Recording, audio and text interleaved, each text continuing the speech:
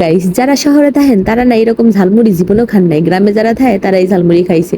তারা বিভিন্ন আসবাবপত্র মানে ভাঙাচুরা, জিতা সিরাপ, বোতল ভাঙ্গা, তারপরে বিভিন্ন জিনিস দিয়ে এই ঝালমুড়ি পাওয়া যায়, সুপারি দিয়েও পাওয়া যায়। এই যে দেখেন এই ঝুড়ির মধ্যে সেই আসবাবপত্রগুলো আছে।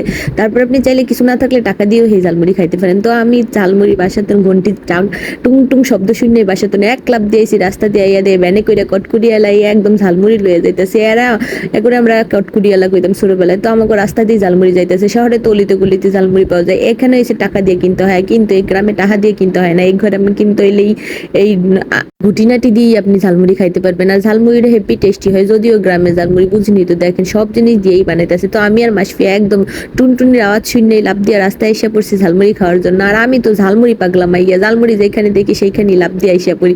দেখেন ঝালমুড়ি হয়েছে, আর ঝালমুড়ি কালারটাও হেভি সুন্দর। আমি ঝাল একদম কটকুটটা ঝাল দিয়ে নিছি। মাসফিয়ারটা এখনো বানানো হয়নি, মাসফিয়ারটা বানাইতেছে। আমারটা আমি লাফ দিয়ে আগে নিয়ে দুইজনে মিলে ঝালমুড়ি খাইতেছি। এই যে দেখেন এখানে শহরে যেভাবে বানায় একদম স্পেশাল ভাবে, এখানেও সেই ঝালমুড়ি বানায়, খাইতে অসাধারণ টেস্ট।